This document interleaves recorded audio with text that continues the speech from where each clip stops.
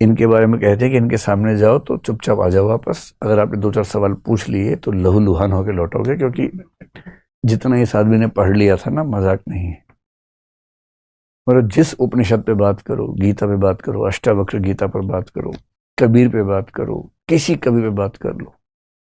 ताओ धर्म है, चाइना में चलता है, लाओ त्से उसके संस्थापक हैं, उन पर भी किताब लिख दी पूरी की पूरी। जितना अध्ययन रजनीश नाम के व्यक्ति ने किया, फिलोसफी में रुचि थी, प्रोफेसर हुए जबलपुर के कॉलेज महाकौशल में, बाद में नौकरी को लात मार के पूरी तरह से दार्शनिक हो गए। और एक दौर था कि जब अमेरिका में एक शहर का नाम था रजनीशपुरम, जिसके वो संस्थापक थे। बाद में कुछ कानूनी चीजें हुई, वापस भारत आए। जनता पार्टी की सरकार जब मोरारजी प्रधानमंत्री थे, उनसे टकराहट काफी रही इनकी। फिर पुणे में इन्होंने अपना एक आश्रम बना लिया फाइनली, लंबे समय के स्ट्रगल के बाद, और फिर उनकी मृत्यु हुई। ओशो की सबसे अच्छी बात है कि वो दुनिया के हर प्रश्न पर विचार करते हैं, धर्म, अध्यात्म, दर्शन को बहुत सारी रूढ़ियों से बाहर निकालते हैं, और उनके तर्क ऐसे हैं कि उन तर्क से लड़ना आसान काम नहीं है। बेहद तार्किक व्यक्ति हैं।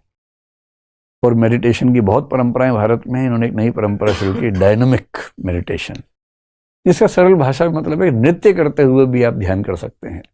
ध्यान करने के लिए कुंडली मार के बैठना और उसके बाद ऐसे करके, ये जरूरी नहीं है, वो भी तरीका है, लेकिन ध्यान तो नृत्य करते हुए भी हो सकता है।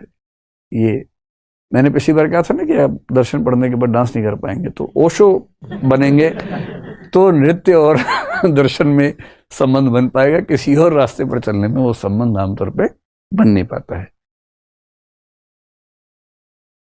सुबह जब नींद से जागो तो बस 5 मिनट मौन में बैठो, कुछ मत करो।